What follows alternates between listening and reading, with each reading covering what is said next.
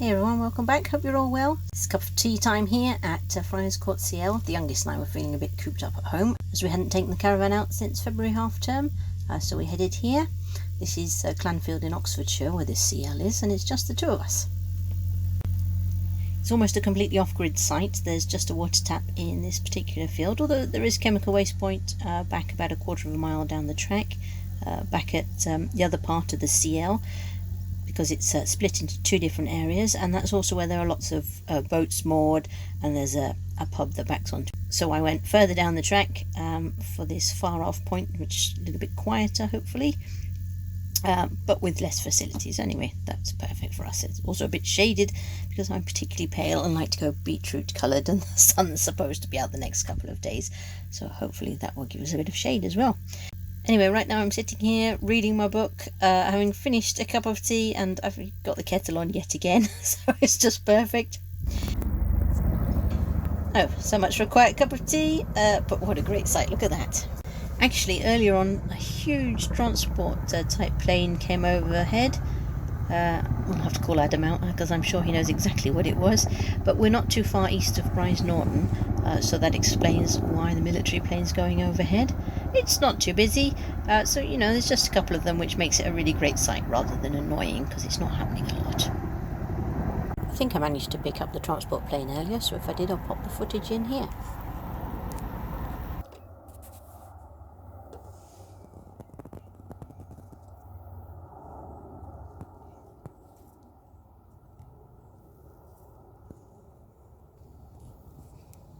Good morning, it's egg muffins for breakfast. Today, well actually this whole trip, we're trying to use this camp stove.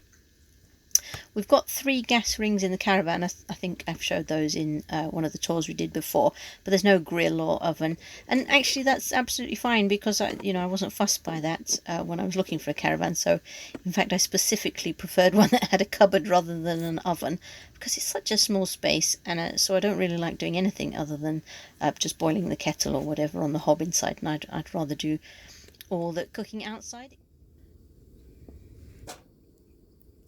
That's interesting. So it slowly goes down and then pops back up every once in a while. Can you grab me a set of tongs so I can turn it more safely, please? Anyway, I'm currently working on kitting the bus out, the VW bus that we bought as the new tow car, but what I want to do with that is to create the ultimate day van. There'll be a series about that a bit later on in the year once I've put all the footage together. But anyway, today I wanted to test out the camping gas click burner. We've had this for ages as part of the camping gear, and just wanted to check it was all fully functional before I add that into the bus itself. So in a minute we're off to see some family. So I won't be doing any filming there, just off to catch up with them, and then later on this afternoon we'll get the kayaks out and we'll get them onto the water, and we'll take you with us then.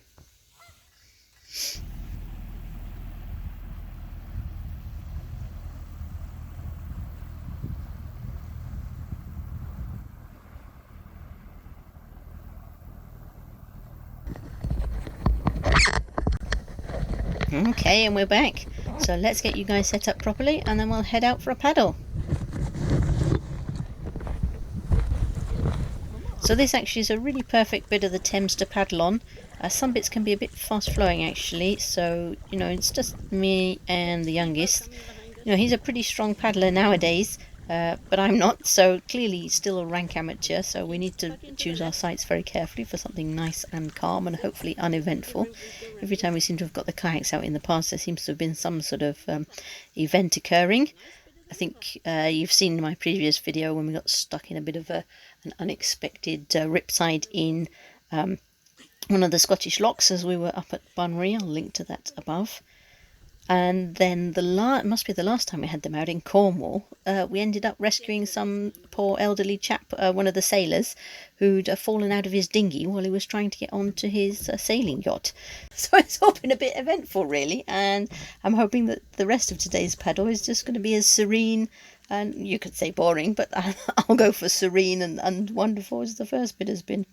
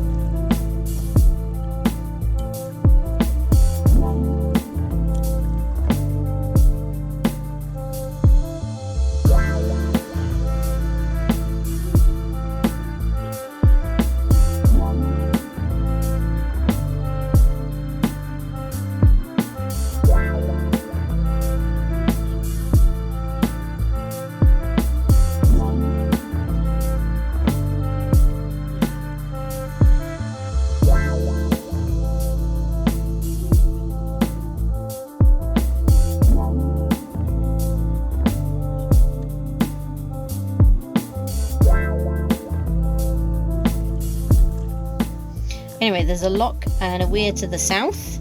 So if you want to do a long paddle, then I guess you'd have to carry your kayaks past the locks. I think it's called portage, but that's not for us. But you know, that's for us, you know, just a couple of very amateur paddlers, so we just want to be pootling about in the river for a bit of a fun afternoon, so it's just fine not to have to go too far. Anyway, we've made it down south. I can see the weir from where we were, so let's head northwest now. Hopefully the weir came out ever so slightly on the camera. I don't know if you guys will have been tall enough to see it, because I've got you sat on the deck of the kayak.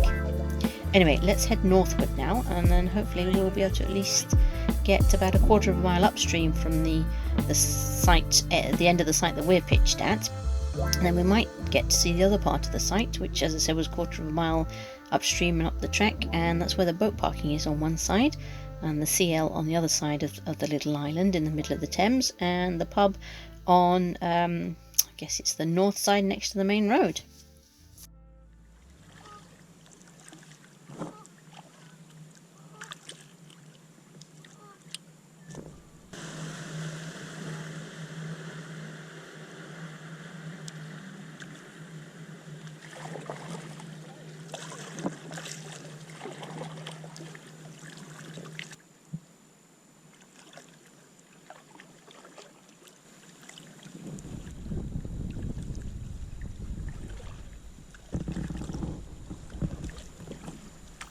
Well, so much for that. We didn't get that far. Little one got a bit tired out. So let's get these boats out of the water. And depending on where you pitch up, actually, it's relatively easy to get in. If you don't mind doing that whole sliding down the bank at a 45-degree angle thing. You know, we've paddled a few times, so I'm quite happy to launch that way rather than have to get in off of a jetty or something. But it's certainly not easy to climb out on that sort of angle. And if you're in a sit-on-top kayak or one with lots of little kids in, then obviously you don't want to be doing that sort of arriving in the water technique. So it is, though, much flatter here at the far end of the site. So if you can, and you're going to have boats out a lot, then do try and pitch up at this end. Or be prepared to carry the boats down the field, well, I guess up the field if you launch on an angle and you just want to get out here, or if you need to get in on a flatter angle because you've got a very open boat or little ones, then you need to carry them all the way up and down to this end of the site. If you do pitch here, though, do please pitch back a bit, though, because we arrived yesterday and there was a huge group that seemed to be monopolising the area. So, you know me, I wouldn't mind walking right through the middle of their camp, but a bit of courtesy would have been to park just ever so slightly back so everybody could access it, really, because it's not obvious if you're pitched up down here that everybody else has quite a steep entry into the water itself. So anyway, that's the public service broadcast over. What is it, canoe or kayak?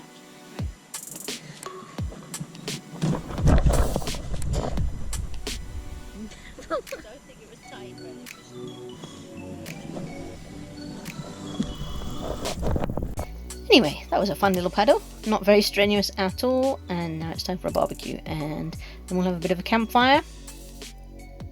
And again, I'm checking out a bit of the bus camping equipment here. This is this super portable fold flat barbecue and fire pit.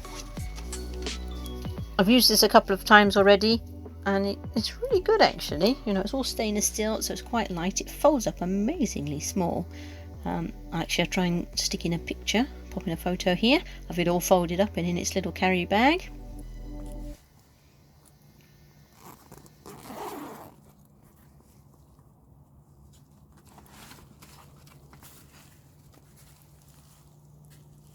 And that's it. We're going to have movie night later on, maybe a little bike ride in the morning. You know, we'll see what we're both up for, and then we'll be off home. So the youngest and I will be off home to see what on earth the eldest and dad on a mission have been up to. Probably watching movies that are slightly over the age rating for the eldest. That's what they usually get up to. Anyway, thanks so much for watching. It was great to have your company, and bye for now.